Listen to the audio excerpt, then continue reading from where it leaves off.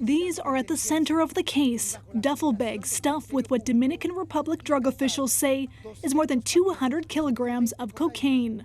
Found on this Canadian plane, but who put them there?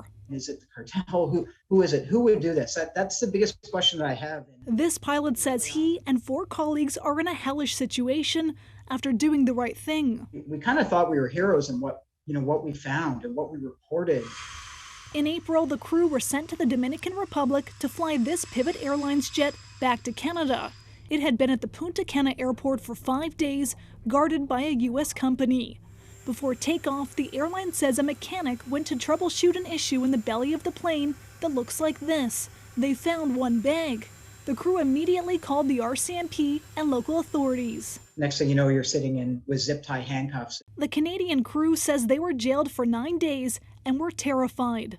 We've been threatened with death by narco criminals, extorted by inmates. In prison, a dead body was placed outside of our cell, and we were told that we would be next. Mr. Prime Minister, if we go back to jail here, we know we may never come home. It's a pleasure to sit down with the president of... The Prime Minister says his Dominican Republic counterpart assured him the matter would be handled according to the rule of law. I am very concerned about the well-being of our Canadian crew. The Transport Minister says the government is asking for an expedited investigation. After 10 weeks, the crew says it hasn't even been questioned yet. As quickly as possible, if there is no evidence, if there are no charges, that the crew are released. The CEO of the airline says he's thankful but wants more. They need to be protected. They have now essentially informed on narco criminals. It was a large stash of cocaine, as it ended up being, or at least purported to be cocaine. These people are now in grave danger. Ashley, this is an incredible story. What's the latest with the Canadian crew?